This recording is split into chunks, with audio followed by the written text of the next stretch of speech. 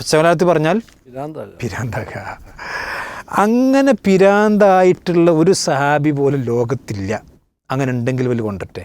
ഇനിയിപ്പോൾ ഒരാൾക്കങ്ങോട്ട് ഇനിയിപ്പോൾ അള്ളാഹിനെ ആരാധിക്കാതെ തന്നെ പിരാന്തായി, ആ പിരാന്തായ വ്യക്തിയെ സംബന്ധിച്ച് ആൾക്ക് ശരീഅത്ത് ബാധകമല്ല, അയാളത്തെ വലിയ ആവില്ല.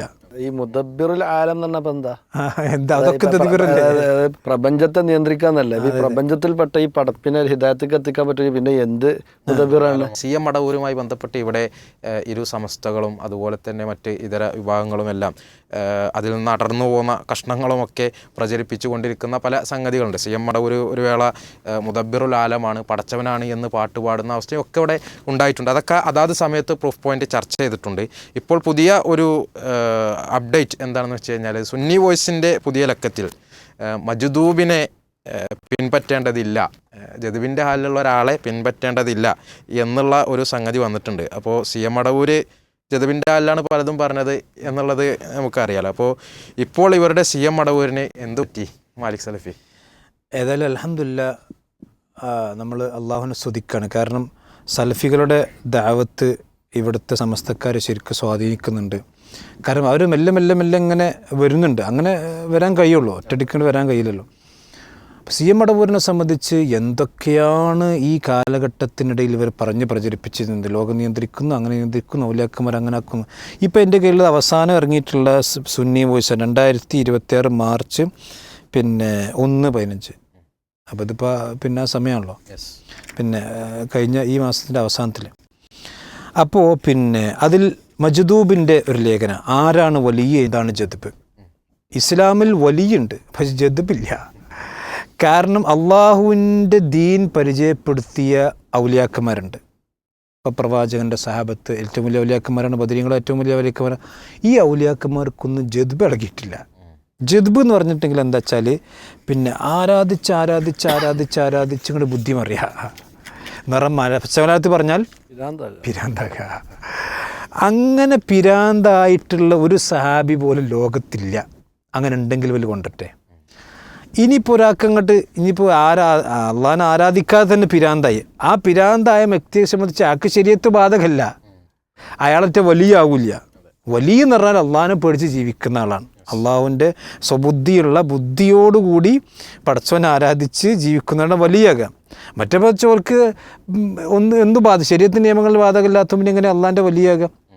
ഒരു പക്ഷേ അള്ളാഹിൻ്റെ അടുക്ക് ഹിസാബൊന്നും ഉണ്ടാവില്ല, ഒരു പക്ഷേ എന്തെങ്കിലും കിട്ടിയേക്കാം. അള്ളാഹുവിൻ്റെ അടുക്കൽ ഹിസാബൊന്നും ഇല്ലാത്തതുകൊണ്ട് ചില പാപങ്ങൾ അവർക്ക് ഉണ്ടായിക്കൊള്ളുന്നില്ല.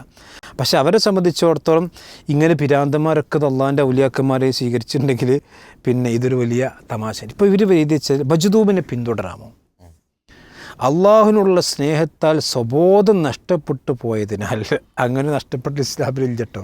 അള്ളാഹിനെ അശദ്ദു ഹുബ്ബല്ലില്ല എന്നാണല്ലോ വിശ്വാസികളെ സംബന്ധിച്ച് ഏറ്റവും ഇഷ്ടം അള്ളാഹിനോടാണ്. ആദ്യം സ്വബോധം പോകേണ്ടത് മുഹമ്മദ് നബിക്കായിരിക്കും. കാരണം അള്ളാഹിനെ ഏറ്റവും കൂടുതൽ അങ്ങനെ ഒരു സ്നേഹിച്ച് സ്വബോധം പോയ റസൂലുള്ളാഹിയുടെ ചരിത്രത്തില്ല. മജ്ദൂബിനെ അനുധാവനം ചെയ്യാനോ അവൻ്റെ പ്രവർത്തനങ്ങൾ മാതൃകയാക്കാനോ പറ്റില്ല. അപ്പോൾ CM മടവൂർ മജ്ദൂബായ വലിയ ആണെന്നാണ് ഇപ്പോൾ പറഞ്ഞുകൊണ്ടിരിക്കുന്നത്. അപ്പോൾ ഇനി CM മടവൂർ നിസ്കരിച്ചിട്ടില്ല, അതുകൊണ്ട് നിസ്കരിക്കണ്ട, മനസ്സിലായോ? അപ്പോൾ യഥാർത്ഥത്തിൽ നിസ്കരിക്കാത്തവൻ വലിയ ആകൂല, നിസ്കരിക്കാത്തവന് ഇനി ഒരവസ്ഥ ഉണ്ടാവില്ല. ഇസ്ലാം എന്നൊരു പുറത്തൊന്നുമില്ലാതെ. മാത്രമല്ല അവർ സ്വന്തം ലക്ഷ്യസ്ഥാനത്തെത്തിയവരാണെങ്കിലും മറ്റുള്ളവരെ അങ്ങോട്ട് എത്തിക്കാൻ സാധിക്കുന്നവരല്ല. ഔലിയാക്കന്മാർക്ക് ഹിദായത്ത് കൊടുക്കാൻ പറ്റുന്നില്ലേ ഒരു വാദം. ഇതിന് സിറാത്തുൽ മുസ്തഖീം എന്നുള്ളിടത്ത് വലിയ അള്ളാഹിനോട് ഹിദായത്ത് ചോദിക്കാൻ പറ്റുമോ ചോദിച്ചാൽ ഔലിയാക്കന്മാരോട് ചോദിക്കാൻ പറ്റുന്നില്ല. ഔലിയാക്കന്മാർ എപ്പോഴാണ് മജ്ദൂബിൽ എത്തുന്നത്? അതിൽ ഏറ്റവും ഭയങ്കരമായ ദർജയൊക്കെ എത്തിയാലാണ് ഈ മുദബ്ബിറുൽ ആലം എന്ന് പറഞ്ഞപ്പോ എന്താ അതൊക്കെ തദ്ബീറല്ലേ?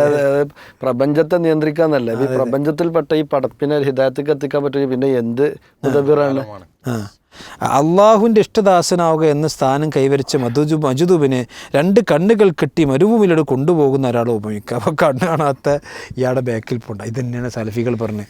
നിങ്ങൾ ഈ പിരാന്തൻ ഔലിയാക്കന്മാർ, പിരാന്ത് ഓല് പറഞ്ഞോട്ടെ, നമ്മൾ പറഞ്ഞല്ലോ, ഇവരുടെ ബാക്കിൽ പോകണ്ട, നിങ്ങൾ മുത്തിന് പ്രമാണത്തിലേക്ക് വരി. നിങ്ങൾ പിന്നെ അള്ളാഹുവിലേക്കും അവൻ്റെ ഖുറാനിലേക്കും വരും എന്ന് നിങ്ങൾക്ക് ഈ ഗതികേടൊന്നും ഉണ്ടാവില്ല. അള്ളാൻ്റെ ഔലിയാക്കളായിട്ട് വിശുദ്ധ ഖുർആൻ പരിചയപ്പെടുത്തിയ ആളാണ് മുഹാജിറുൽ അൻസാറുകൾ. ഓലെക്കുറിച്ച് അള്ളാഹ് പറഞ്ഞ അസ്സാബിഖൂനൽ അവ്വലൂന മിനൽ മുഹാജിരീന വൽ അൻസാർ വല്ലദീന തബഊഹും ബിഇഹ്സാൻ. അവരെ പിൻപറ്റണം എന്ന് പറഞ്ഞു. അതെ, ഇവര് പറഞ്ഞു പിൻപറ്റണ്ടെന്ന് പറഞ്ഞു. അതെ, റളിയല്ലാഹു അൻഹും വറളു അൻഹും. അത് ഇതാണ് സമസ്തയും ഖുർആനും തമ്മിലുള്ള അന്തരം. മനസ്സിലായില്ലേ? സമസ്തയുടെ ഔലിയാക്കന്മാരെ പിൻപറ്റിയാൽ സ്വർഗ്ഗം ഉണ്ടെന്നുള്ള പറഞ്ഞു. ഇവര് പറഞ്ഞത് നിങ്ങൾ വല്ലാതെ പിൻപറ്റണ്ട, പിൻപറ്റാൻ പാടില്ല. അപ്പൊ ഔലിയാക്കന്മാരെ സ്നേഹിക്കുന്നവരാരാ? അപ്പോൾ ഇതാണ് ആ വിഷയത്തിൽ മൊത്തത്തിൽ സൂചിപ്പിക്കാനാണ്. തീർച്ചയായും. അപ്പോൾ പറഞ്ഞതുപോലെ തന്നെ ഇതിൽ ഒരു സന്തോഷത്തിൻ്റെ വശമുണ്ട്. അൽഹംദുലില്ലാ സലഫികളുടെ ദഅവത്ത് ഫലം ചെയ്യുന്നു. മാലി സലഫി പറഞ്ഞ പോലെ കുറേശ്ശെ ആയിട്ടാണെങ്കിലും അതിൻ്റെ അനുരണനങ്ങൾ, അതിൻ്റെ ഫലപ്രാപ്തി നമ്മൾ ഇത്തരത്തിൽ കണ്ടുകൊണ്ടിരിക്കുന്നുണ്ട്. അള്ളാഹു നമ്മിൽ നിന്ന് സ്വീകരിക്കുമാറാകട്ടെ. ഇനിയും ഇതുപോലെ ഭംഗിയായി മുന്നോട്ട് പോകാനും നമ്മുടെ ദഅവത്ത് അത് പൂർവാധികം ശക്തിയായിക്കൊണ്ട് നടപ്പിൽ വരുത്താനും അതിലൂടെ ആയിരങ്ങളിലേക്ക്, പതിനായിരങ്ങളിലേക്ക് ഈ ഒരു നന്മയുടെ വെളിച്ചം, ഇസ്ലാമിൻ്റെ തനതായ അതിൻ്റെ ഭംഗി എത്തിക്കുവാനും നമുക്ക് സാധിക്കട്ടെ എന്ന് അള്ളാഹു സുബ്ഹാനഹു വ തആലയോട് പ്രാർത്ഥിക്കാം.